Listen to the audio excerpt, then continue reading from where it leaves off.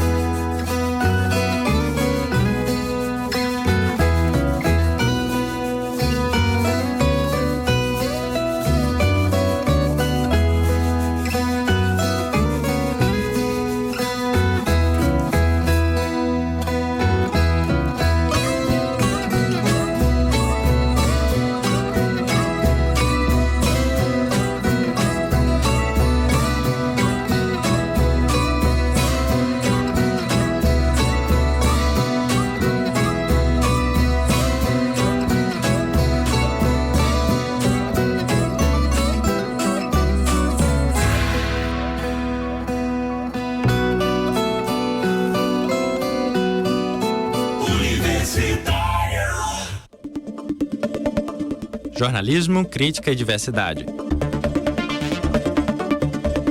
Programa Fora da Curva. A gente fala o que a maioria cala. Bom dia, são 11h30, começa agora o Fora da Curva, o seu programa de jornalismo, crítica e diversidade aqui na Universitária FM 99.9, também na Universitária AM 820 kHz. Eu sou Adriana Santana, professora de comunicação da Universidade Federal de Pernambuco. Hoje, segunda-feira, 12 de junho, a gente vai falar sobre a profusão de casos de depressão e suicídio aqui no Brasil. Você já pode participar enviando seu comentário, enviando sua pergunta para a gente pelo facebook.com/programa Fora da Curva. Nesse endereço a gente também está fazendo a cobertura ao vivo, via streaming aqui do programa. Você pode também nos assistir, não só nos escutar na rádio, mas nos assistir também pelo facebook.com/programa Fora da Curva. O nosso produtor, estudante de jornalismo, Ed Rodrigues, vai receber as perguntas e os comentários de vocês e passar aqui para a gente. Para falar sobre depressão e suicídio, esse tema tão urgente, tão importante de ser discutido, eu tenho o prazer de receber hoje dois profissionais. Já agradeço bastante a presença deles. Estamos aqui no estúdio com o João Carlos Leitão. João é psiquiatra, terapeuta e integrante do Centro de Estudos Budistas Bodhisattva. Se eu falei certo ou errado, me corrija, por favor, João. Bom dia. Olá, bom dia. Falei certo? Centro de Estudos Budistas Bodhisattva. Tá vendo? Escutem João, não a mim. Muito obrigada, João, pela presença. Também aqui conosco Edson Rodrigues, que é psicólogo clínico. Ele é especializado em psicoterapia cognitivo-comportamental. Também é professor de psicologia e faz parte da Ampare, que é a Associação dos Amigos de Pacientes de Pânico do Recife. Bom dia, Edson. Muito obrigada também pela presença. Bom dia, prazer é meu. Gente, a gente conversava há pouco, né, antes da gente começar o programa, sobre a dificuldade de se falar sobre o tema, apesar de ser um tema completamente e infelizmente presente nas nossas vidas de maneira avassaladora, né? Eu queria começar perguntando, João, a ti. É impressão que os casos de depressão e suicídio estejam tão grandes, tão avassaladores aqui no Brasil? Ou sempre houve, a gente falava pouco sobre, minha impressão particular é de que a gente vive um momento de profusão realmente dessas situações no mundo, e particularmente aqui, falando da nossa realidade. Sempre houve, há como dimensionar isso. Bom dia, João. Olá, bom dia. É realmente impressionante quando você vai analisar os números e perceber que ao longo do mundo inteiro os casos de depressão e de suicídio estão aumentando. Verdadeiramente, né? Você pode perceber isso.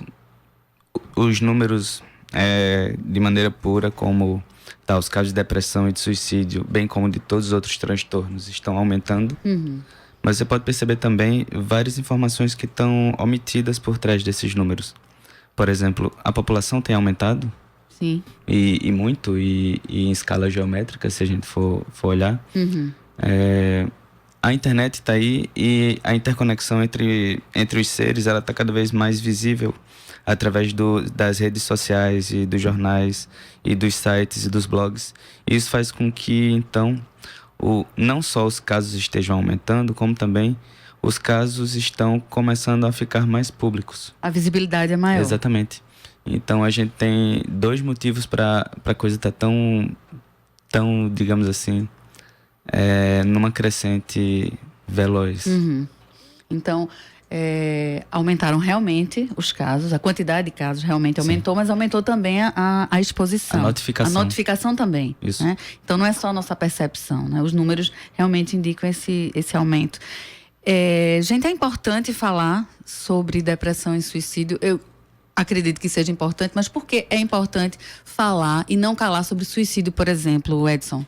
É importante falar, na realidade, inclusive, fica a dica aí, existe uma classificação internacional que é a CID-10, e existe uma classificação que é norte-americana, pela Associação de Psiquiatria Norte-Americana, que é o DSM, está na 5, né, na 5ª edição. Então lá você pode encontrar conceitos da depressão, inclusive diferenciar a própria depressão do episódio depressivo, que é muito normal, é preciso saber viver o luto, tudo isso.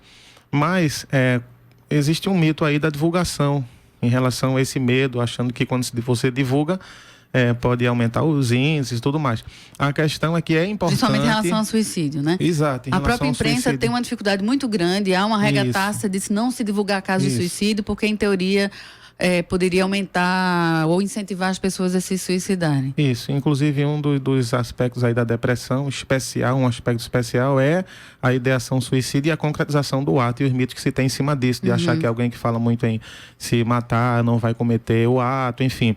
Mas, como outros temas, quanto mais se falar e mais se abordar de forma correta, da forma adequada, com a possibilidade de solução, certamente isso vai ser positivo, não vai ser negativo de forma alguma. O silêncio, nesse caso, seria mais danoso. Exato. E atualmente vem crescendo, mas é muito pouco ainda. A abordagem da depressão, do suicídio, especialmente do suicídio, vem crescendo, mas é muito pouco ainda. Ainda necessitamos falar mais sobre, Sim, né? Com certeza. João, por que se resiste ainda tanto em encarar a depressão como doença? Essa resistência da população mesmo, não falo necessariamente da classe médica ou da classe psicólogos e profissionais da área, mas essa resistência em as pessoas entenderem a depressão como uma doença. É uma doença, não é, João? Sim. A gente pode encarar a depressão como um transtorno de vários níveis. O nível mais grosseiro, mais externo, seria uma desregulação de vários feixes neuronais. Um cérebro que está trabalhando de maneira sofrida. Desorganizada. Onde determinados neuroreceptores estão ou em déficit ou funcionando de uma maneira inadequada em alguns feixes. Isso já é identificado. Isso é. Isso é o que a neurociência tem para trazer para a gente. Entretanto, quando a gente vai olhar para isso, simplesmente do ponto de vista cerebral, físico, a gente está perdendo uma gama enorme de discussão, né? Porque apesar da gente ter as causas genéticas, a gente tem principalmente as causas epigenéticas. E seriam que são quais, João? Todo o resto. Todo o resto inclui? Todo o resto. Tudo que é relacionado ao ambiente, como seu trabalho entorno. se tá bom ou não, seus relacionamentos, como foi sua criação, como foi sua conceitualização de certo e de errado na vida, as cobranças que você tem. Então, se a gente vai olhar para depressão, a gente vai encontrar pessoas que vão olhar só pelo lado cerebral e pessoas que vão olhar só por esse outro lado que eu vou chamar aqui de comportamental. E aí, umas vão dizer que isso é uma super doença e que precisa de tratamento. E outras vão dizer que, por exemplo, é frescura, é o jeitão da pessoa, é isso, é aquilo. Ou é circunstancial. Ou é circunstancial. Quando, na verdade, pode ser Também. tanto um lado quanto o outro, né? Então, é preciso, quando a gente vai falar da depressão como doença, que a gente olhe o ser humano como um todo. A causa nunca é única. Não. Exatamente. Nunca tem uma origem apenas, É tanto que né? tem gêmeos, e um dos gêmeos tem uma depressão super profunda e o outro tá super de boa com a vida. Então a genética não pode ser Ela não é unicamente apontada como uma definitiva. causa definitiva. Ela né? tem uma importância grande aí, porque é como se ela determinasse a partir de que ponto de sofrimento você fosse adoecer. Sim. Mas ela não diz tudo, porque... A dimensão desse sofrimento, por exemplo. Exatamente. Né? Ou assim, se eu posso treinar minha mente através de um método, ou se eu vou realizar psicoterapia e aprender a lidar com os meus problemas, é muito provável que a influência genética ela vá sendo suplantada por essa influência do treinamento e da psicoterapia e de como chegar ao mundo de uma maneira diferente, né? João, a medicação ela é sempre necessária? É lógico que cada caso é um caso, né? Cada situação é uma situação. Mas a gente vê sempre, ou uma corrente que fala pra gente, o psicofármaco é a única forma de combate. Outras correntes não. A gente não pode usar psicofármaco. Existe um meio termo ou não? Depende também de cada caso. Totalmente existe um meio termo, né? Qual seria? As pessoas, elas costumam me fazer essa pergunta, né? Não é? Que elas olham e falam, você é psiquiatra, mas você é terapeuta. Como é que é isso? Como é que pode fazer as duas coisas ao mesmo tempo? Porque Não são aquilo que eu falei- estudantes, né? Exatamente, aquilo que eu falei. Nós somos seres muito mais complexos do que a gente acredita, né? Então, do ponto de vista mais grosseiro, o medicamento vai lá no cérebro, vai lá em vários locais e vai fazer aquilo funcionar de uma maneira melhor. E isso vai permitir, por exemplo, que você realize uma psicoterapia e que ela dê muito mais resultado do que se você fizesse só a psicoterapia sem o medicamento. Sim. Então, só um lado traz resultado, por exemplo, só a psicoterapia ou só a farmacoterapia. Mas a soma dos dois traz um resultado extra, que é a soma dos dois resultados mais o fato de você estar passando pelos dois processos. Um que vai reorganizar o cérebro e permitir que ele funcione. Outro que vai fazer com que aquelas questões, aqueles pontos que estavam fazendo com que, vou botar entre aspas aqui, seu cérebro sofresse, elas fossem paulatinamente sendo desligadas e você aprendendo a lidar com elas de uma maneira mais salutar. E mais integral, né? Exato. Nisso, Edson, onde é que está o papel dos amigos, da família, dos profissionais que trabalham próximos a essas pessoas? E é muito difícil lidar. A gente fala, lógico, do paciente, né, que é quem está sofrendo a situação, mas outras pessoas que estão no entorno, que podem também até sofrer junto com as pessoas. Qual é o papel dos amigos, da família, de quem está próximo? As pessoas conseguem fazer alguma coisa ou tem que delegar tudo a um profissional? Eu penso que esse, na realidade, é exatamente o problema inicial. É que alguém, para desenvolver a depressão, como foi falado aqui, ela pode ter uma origem muito mais interna e uma origem muito mais externa em relação a questões de neurotransmissores, especialmente a serotonina, como tem falado tanto aí. Mas você pode desenvolver uma depressão também devido à sua relação com a forma como você resolve os conflitos. Como você lida com óbitos na família, com relação de sexualidade, como é que isso é aceito na família, enfim. E aí, esse processo de você estar sob efeito de medicamento, a experiência que eu tenho é que tem sido interessante, porque você toma um medicamento e você, de certa forma, regula o seu estado de humor e chega em um nível onde você pode resolver aquele conflito. Porque a realidade é a seguinte, é que o medicamento não resolve conflito de ninguém. O que resolve o conflito é a fala. Agora, o medicamento vai deixar você em um estado emocional tal que você tem um equilíbrio maior para enxergar de forma diferente a vida. Agora, quando você fala sobre aquilo e você resolve o conflito, aí você está em condições emocionais de tocar a vida de uma forma mais positiva.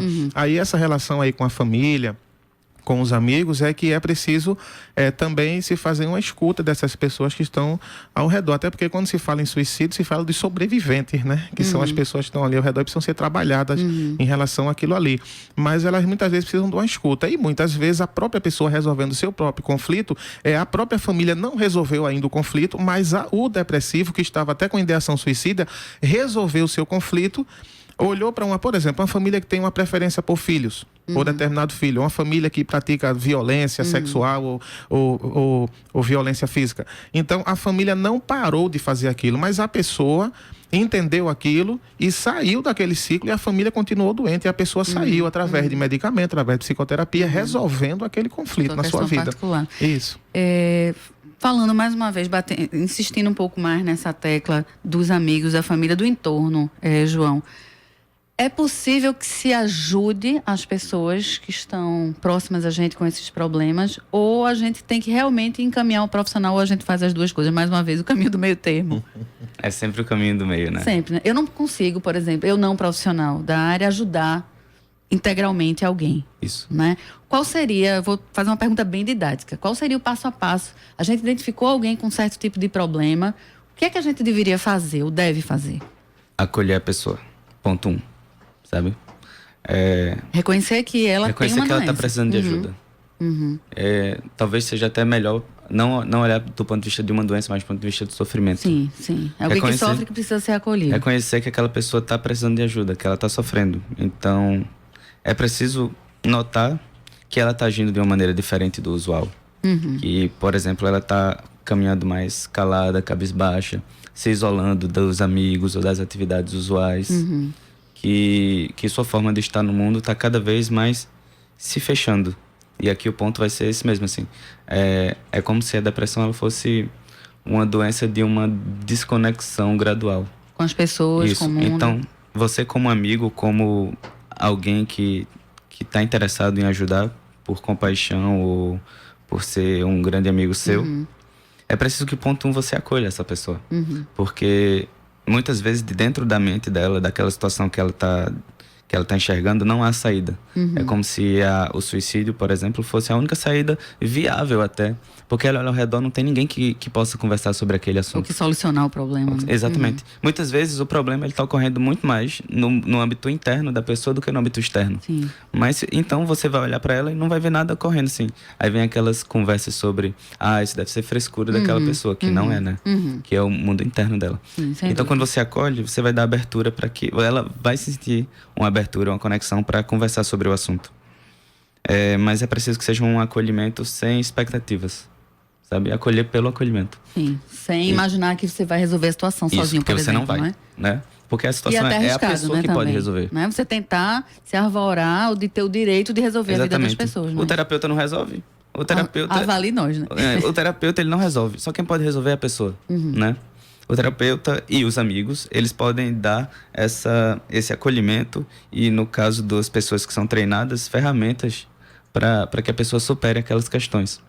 E aí, depois que você acolhe, que forma conexão, você pode, por exemplo, ir auxiliando aquela pessoa em busca de um cuidado mais direcionado.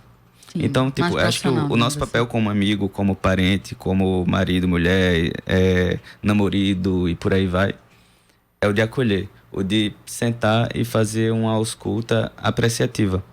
O que é que está acontecendo? Como é que eu posso lhe ajudar? É muito difícil, né? Escutar. Não, pois é. É raro, mas não é difícil. Mas as nossas expectativas vão bater o tempo todo, né? Porque a gente vai querer falar mas olha isso aqui, olha o seu trabalho como tá bom, olha não sei o quê. Mas a pessoa, ela não tá pra isso.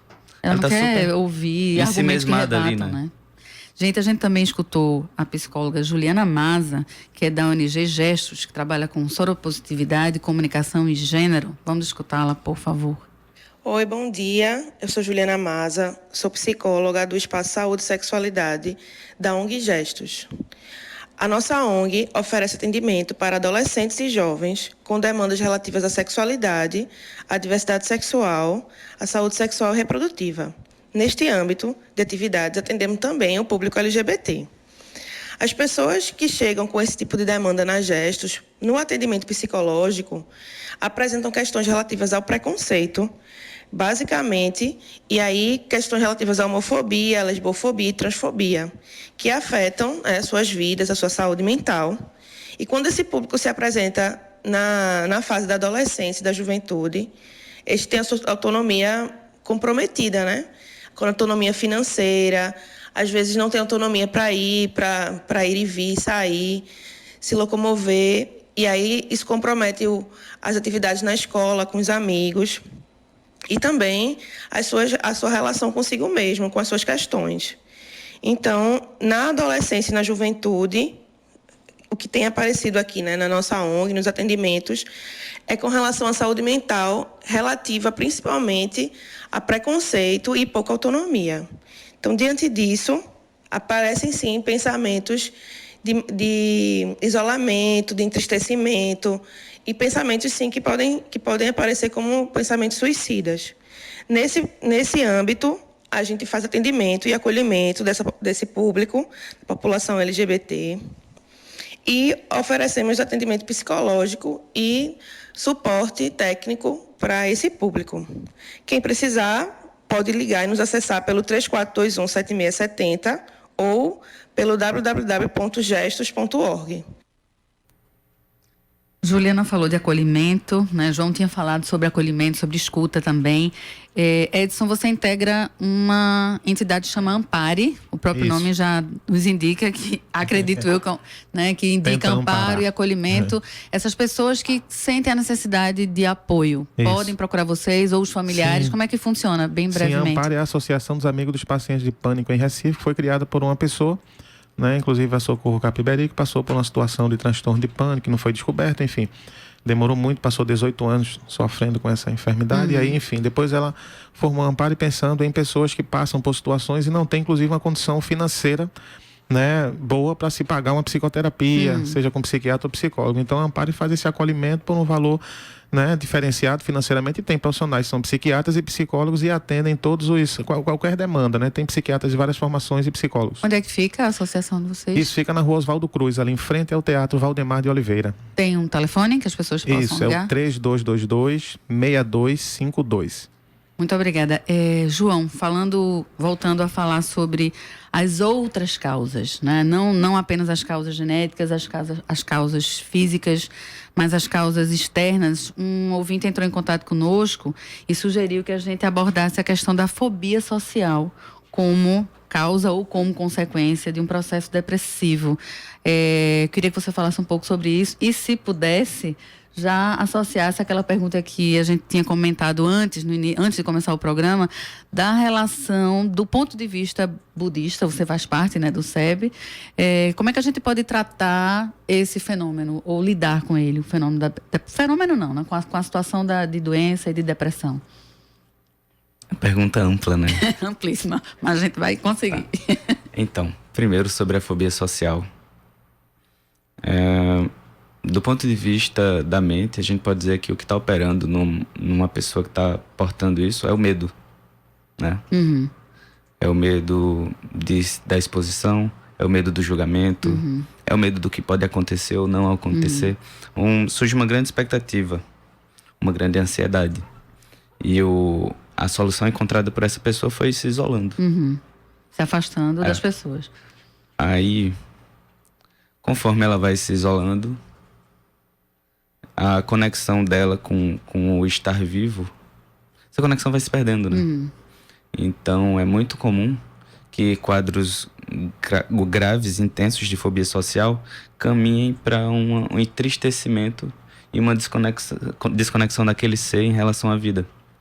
E aí, uma das culminâncias da fobia social é que a pessoa entra num quadro de depressão, né? Então a fobia, ela pode começar, na verdade, um quadro depressivo maior. Não necessariamente ela é a causa, mas ela pode ser um dos detonadores. Pode. Outra coisa que também se confunde muito, porque na depressão a pessoa vai se isolando. Ela vai parando de ir para o trabalho, para a escola, parando de encontrar os amigos. E na fobia social esse é o resultado, digamos assim, Sim, desse processo. do quadro de medo, né? Então eu posso dizer que, do ponto de vista externo, o isolamento ele pode estar sendo tanto uma depressão grave, quanto um quadro super intenso de ansiedade que está ali se expressando como uma fobia social, né? A ansiedade e esse apego, digamos assim, às coisas que ainda não aconteceram, né, mas podem vir a acontecer. E esse apego também às coisas que já aconteceram e a gente não pode mais mudar. Talvez o budismo possa nos explicar brevemente como lidar com essa situação, pensando do ponto de vista de viver o presente. Sim. Existe um ditado que é assim, mais ou menos. abandone todo o seu passado e você vai ter abandonado todas as causas de tristeza. Abandone todo o futuro e você vai ter abandonado todas as causas de ansiedade. Eu acho isso bem interessante. Mas ele pra gente aqui, você fala uma coisa dessa, você vai dizer, tá bom, vou viver de luz. Sim, né? e na teoria É diferente. a prática é outra. É outra. O que acontece é que é preciso que a gente olhe pra mente. Que a gente sente silêncio. E comece a dar nitidez para esse mundo interno. Para as emoções, para as expectativas, para raiva, medo, angústias, super desejos, para as desistências, para as invejas, competitividades, orgulhos e para todos os desejos e apegos. Porque enquanto a gente não tiver isso claro, esses desejos e essas emoções vão estar operando no nosso lugar. É como se não fôssemos nós que estivéssemos no controle da vida, e sim essas emoções. As emoções lidando conosco como marionetes, né? Exatamente, de alguma maneira. É preciso que a gente sente e vá tomando de volta essa liberdade. Assim, na verdade ela é nossa, mas a gente cria de dentro da liberdade as emoções e dá a chave da liberdade para as emoções que foram criadas. A meditação tem um papel importante nesse processo. Sim, porque quando você senta em silêncio, você vai poder observar o que está acontecendo, né? O que acontece é que no dia a dia a gente não sente silêncio. A gente já acorda atrasado, bota 2 biscoitos na boca, leva os filhos para a escola. Aí da escola já vai direto para o trânsito, buzinando para o carro que está lá na frente. Às vezes o carro da frente também está buzinando. Aí chega em tudo e volta assim, né? E aí você vai trabalhar, passa o dia trabalhando, resolvendo coisas do mundo externo, volta para casa cansado, acabado. E aí a nossa vida se resume a produzir, dormir. Uma vida totalmente desconexa, tanto da vida da comunidade, do contato com os outros, quanto consigo mesmo. É como se a gente fosse... Uma fobia não só social, mas uma autofobia também, né? De certa maneira, nos sim. negando, né? É como se nós tivéssemos dentro da gente um ser que a gente ainda não virou amigo. E isso é a gente mesmo, né? Nós mesmos. É a nossa mente. Nosso pior inimigo, né? Ou melhor amigo, né? Ou melhor, a depender de como lidamos com ele. Porque se a gente senta e acolhe, como a gente fez no exemplo da pessoa que estava com depressão, sim, do amigo é muito acolher. provável que essa mente vire nossa amiga, né? E ela vira nossa aliada nesse processo de desenvolvimento de uma qualidade de vida, de uma felicidade mais duradoura, mais genuína, digamos assim.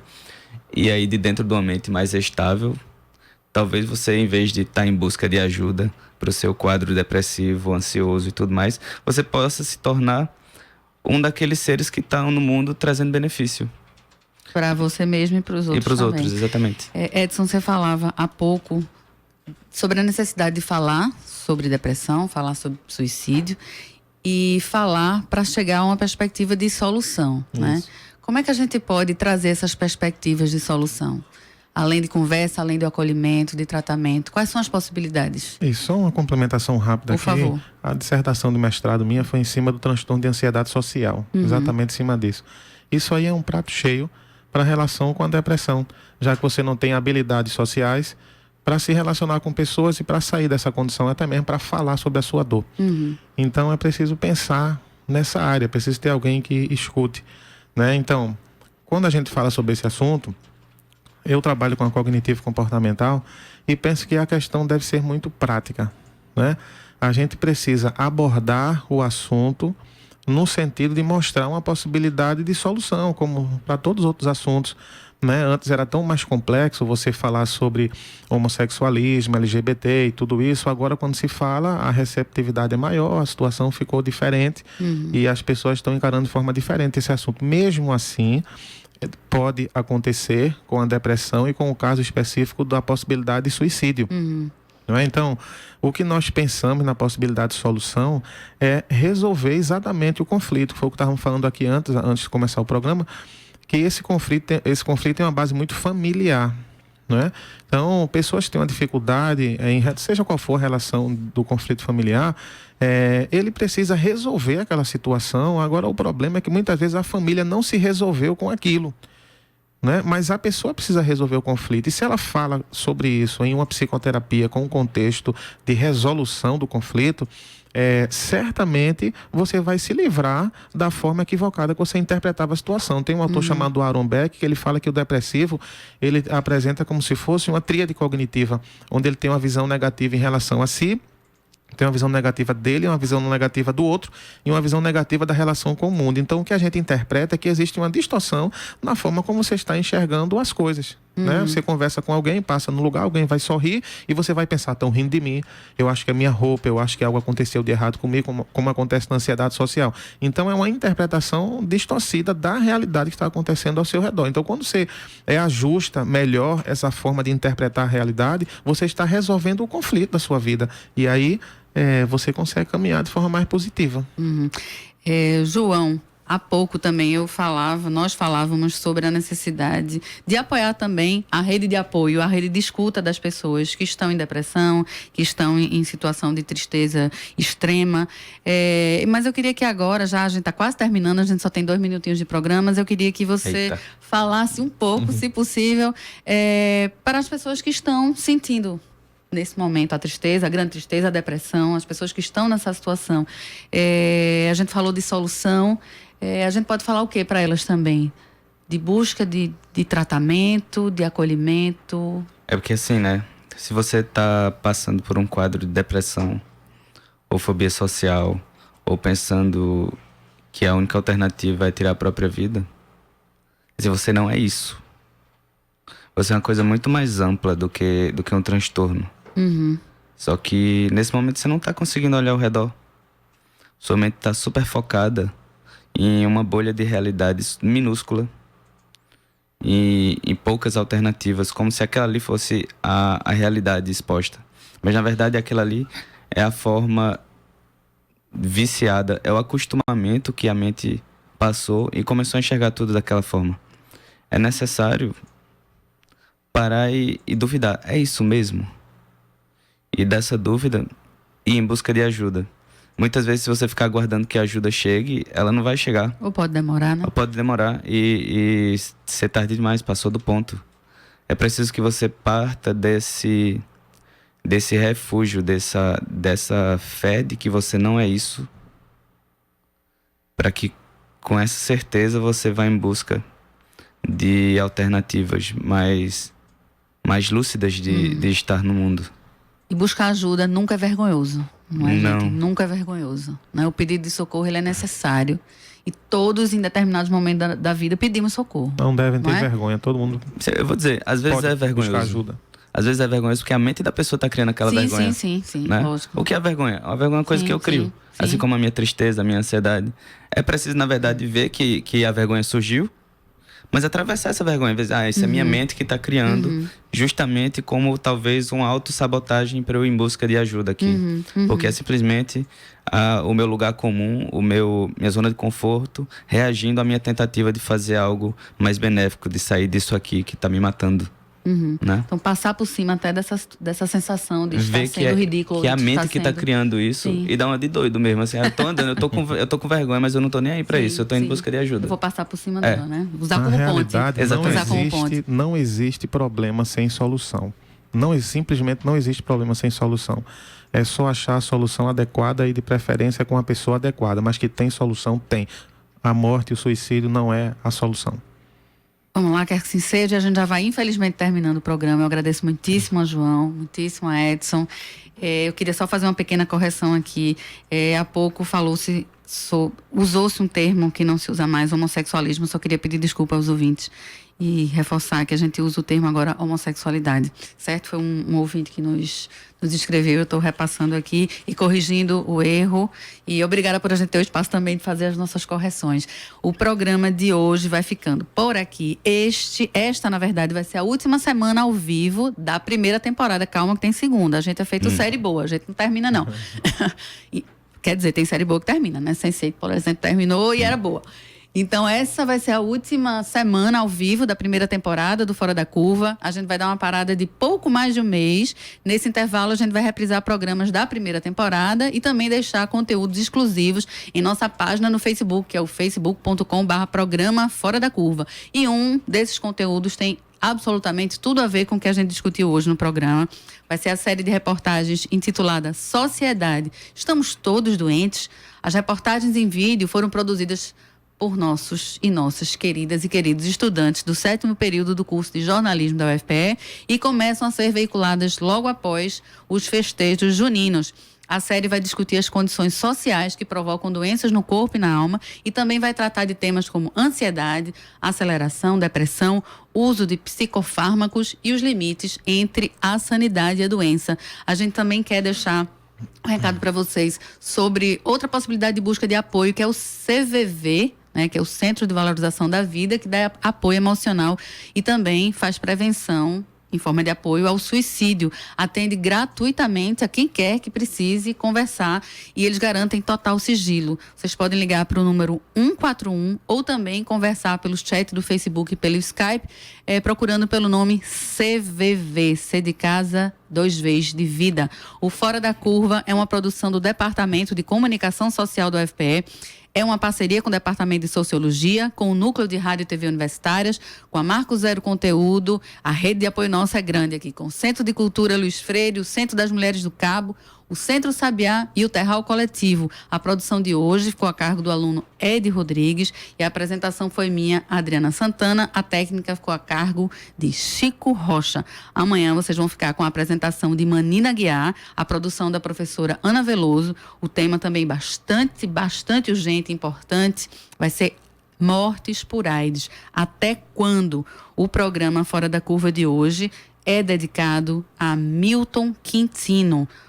No Fora da Curva, a gente fala o que a maioria cala. Boa tarde e boa semana para vocês.